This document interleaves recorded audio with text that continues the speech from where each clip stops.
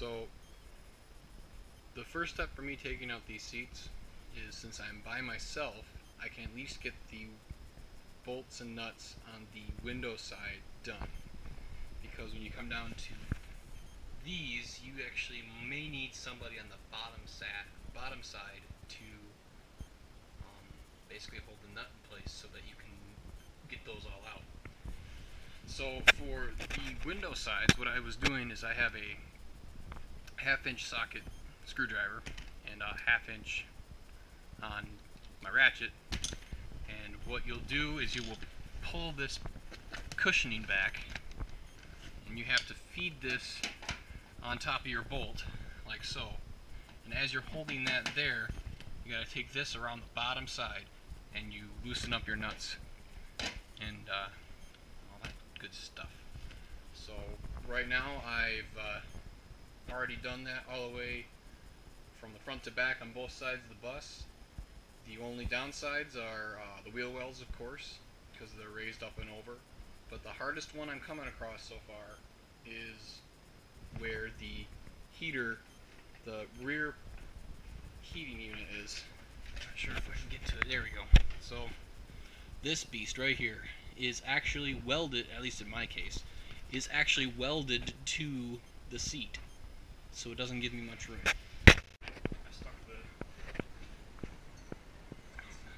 So, by myself, I happened to get all of the window side bolts and nuts out of each of these seats.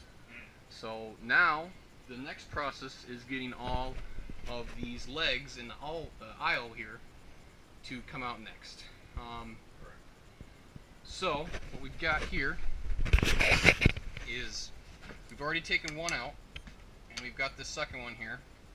It is a 3/8 inch socket for the top bolt, and I'm using a 7/16 for the bottom. It's a little bit rusted down there, so you kind of got a little more room to deal with. So I've got my cousin Jake here to work the top out with the socket, and then I will be on the bottom side holding it in place with this wrench. In the future, we're hoping to get a pneumatic ratchet going, so that way we can just zip across all these. Thankfully, this one came out pretty easy. They had just recently upholstered a lot of these seats, so hopefully they did a lot of the brunt work for us when it comes to these rusted bolts.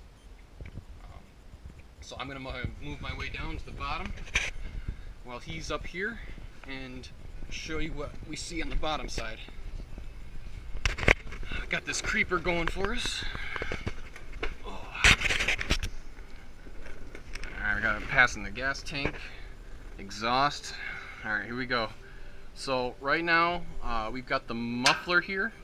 This muffler on back is usually where the bolts start to show for the seats. I'm gonna shift some light onto the situation here. If I can find out where. Okay, here we go. It's gonna be tough for me to show, but so this here is our empty that we just took out, and we've got this one here that we'll be doing right now. I've been using the ribs to help hold. You can see he's freely spinning it right now. So what I got to do is I got to get this nut on here.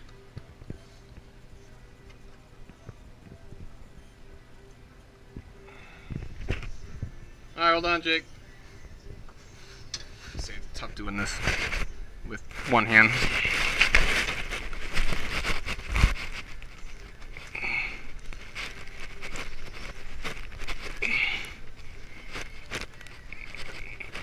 Alright, try it. Alright, so right now I'm just holding this in place. Yep, you're good, keep going. So I'm holding this in place for him, using the rib to... Oh, alright, hold on. Popped out on me. There we go. Alright, go on. So once again, he's going to slowly back it out.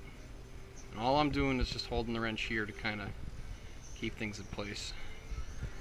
Like I said, this is a very slow process to start, but in the future we will have our pneumatic air ratchet, and that will speed up the process immensely.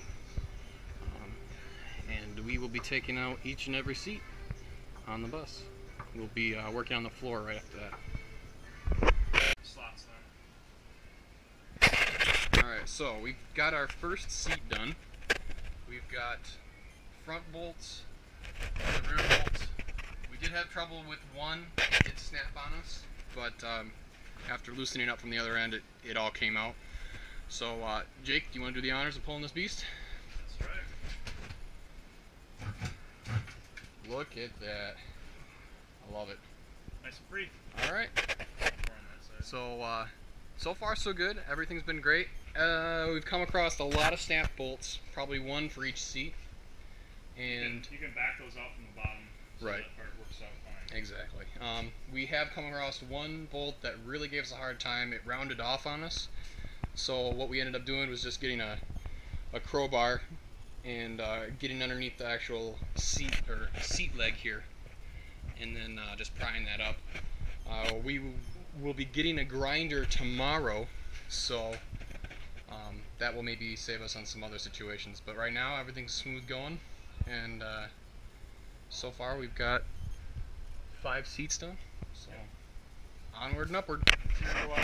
So what we got here is the entire heating unit for the passengers. Now this line comes down and it's actually got hot water coming through into like a radiator system here. Now it's attached to this seat, so what we have to do is we took the 2 screws out here to get the cushion off.